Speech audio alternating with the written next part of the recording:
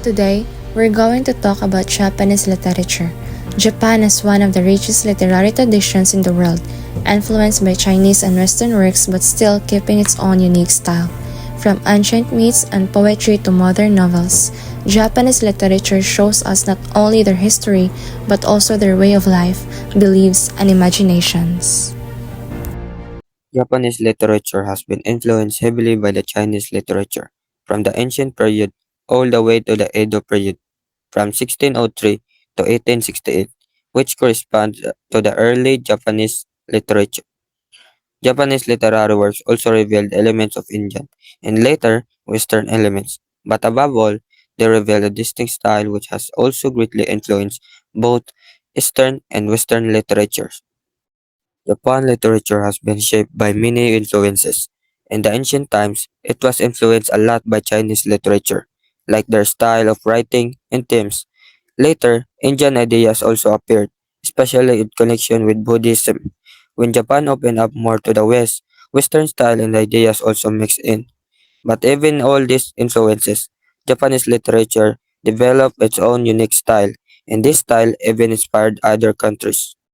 Japanese literature can be divided into four periods: the ancient, classical, medieval, and modern. In the ancient period, Japanese literature was strongly influenced by Chinese writing. During this time, many works were written in Chinese characters, since Japan didn't yet have its own writing system. Important works include the Kojiki and Nihonshuki, which are records by myths, legends, and early history of Japan. Poetry also became important, and collections like Manyusho showed the beauty of expressing feelings in short poems. The classical period is often called the golden age of Japanese literature. This was the time of the Heian period, where writing in kana Japanese syllabary started. Current novels, especially women, wrote famous works. For example, The Tale of Genji by Murasaki Shikibu is considered the world's first novel. Poetry is also flourished, and diaries and essays were popular, like the Pillow Book of Seiya Shonagon. This period showed elegance, beauty, and the refined culture of the Heian court. In the ancient period of Japanese literature, most writings were about myths, legends, and the origin of Japan. People back then wanted to explain where their land, culture, and tradition came from. From example, there are stories that say the islands of Japan were created by the gods using their swords, and from this came the beginning of the Japanese world. Writers of that time also started to record these stories in books so they would not be forgotten. Some well-known works are the Kojiki and Nihonshuki, which talk about Japan's early history and mythology.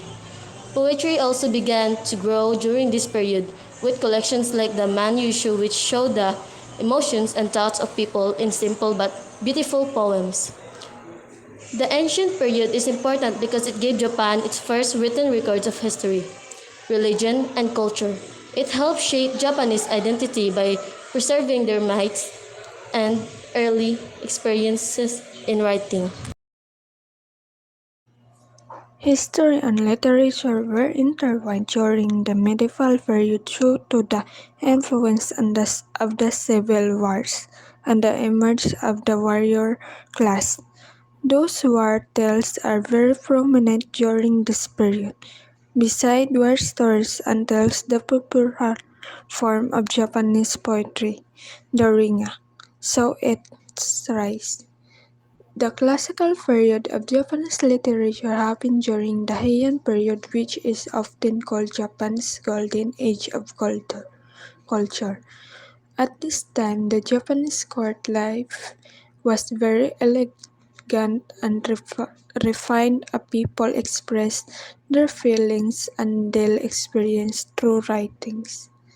One of the most important works from this period is the Tale of Genji, written by Murasaki Shikibu, a lady from the imperial court. This book is very special because it is considered the first novel in the world. It does just tell a story. It all shows people in the court lived, what they valued, and how they thought about love, beauty, and relationships. This period is remembered for its diaries book and stories that highlight the grace and sophistication of the Heian aristocracy. It shows us for how literature became a way to reflect life and culture in Japan. In the medieval period of Japan, literature was greatly shaped by the events of the time. This was when the country experienced many civil wars and the rise of the samurai or warrior class.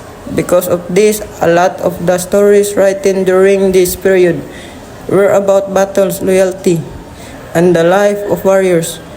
This work showed about the bravery and the struggles of people living in a time of conflict. Aside from war tales, another important development in this period was Ringa poetry. Ringa is a type of linked verse poetry where different poets take turns adding lines to create one long poem. It became popular because it was not only a form of art but also a way for people to connect and share ideas. Truth writing. So medieval Japanese literature is important because it reflects the challenges of a society in war, while also showing how people still found beauty and creativity through poetry. Modern Japanese literature can be divided into two stages, early modern and modern. In the early modern period, which took place during the Edo era, new literary forms became popular. This was a time when kabuki drama developed, giving audience exciting performance filled with the action and emotion. Another famous form was the haiku, a short style of poetry known for its simplicity and deep meaning. These were also books called Yumihan, which focused more on the story and text rather than picture or illustration.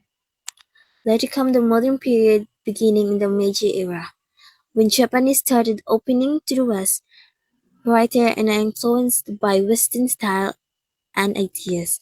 So, Japanese literature started to include new kids of novels, play, and essay. This mix of Japanese tradition with Western influence created a fresh and unique way of the storytelling. So, modern Japanese literature is important because it shows both the creativity of Japan on culture and how it's adapt and grow by learning from the outside world. In the modern period, Japanese writers began to explore new ways of writing. They no longer focus only on traditional form but also experimented with different genres in them, such as romance, social issues, and even the struggle of ordinary people. This shows how literature was changing to reflect the experiences of the time. The Second World War had a big impact on Japanese literature. Many writers praised the pain, loss, and struggle brought by the war. But even after this difficult period, Japanese literature slowly regained its strength and unique style, showing resilience and creativity.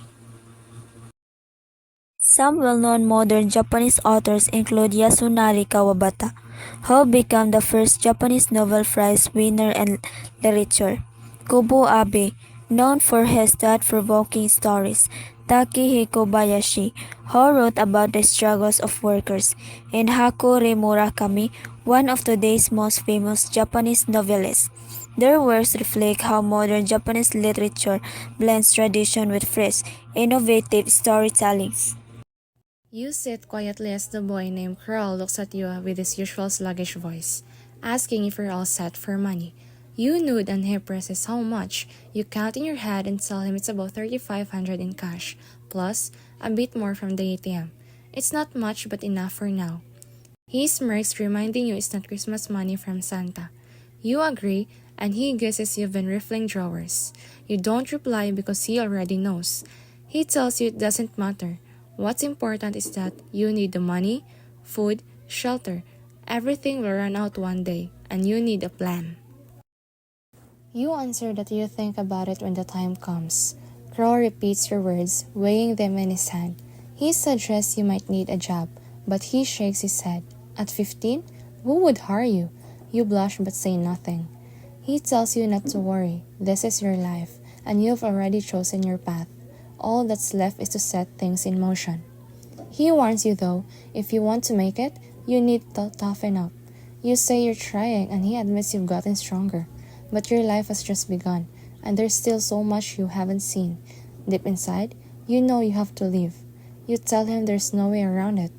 Crow agrees, though he reminds you that running away might not solve everything. Then, he tells you to play a game. You close your eyes and breathe deeply. He asks you to imagine a terrible sandstorm, to clear your mind of everything else. You obey, and soon the storm begins to take shape in your head. Crow explains that fate is like the storm, shifting, chasing you no matter how you turn. It isn't outside of you, it's inside. All you can do is step into it, closing your eyes and ears, and walk forward step by step. You feel the storm surround you, pressing against your skin, threatening to swallow you. Crow places his hand on your shoulder, and the storm disappears. He tells you that to survive, you must become the world's toughest 15-year-old. His words carve into your heart like a tattoo. He warns you that the storm will cut deep and you'll bleed your blood and others' blood. When it's over, you won't even know how you survive, but you will emerge changed, no longer the same person who entered. On your 15th birthday, you make up your mind, you run away, travel to a far-off town, and live quietly in a small library. It may sound like a fairy tale, but you know it isn't. It's your life, real and unyielding, no matter how much you try to soften it.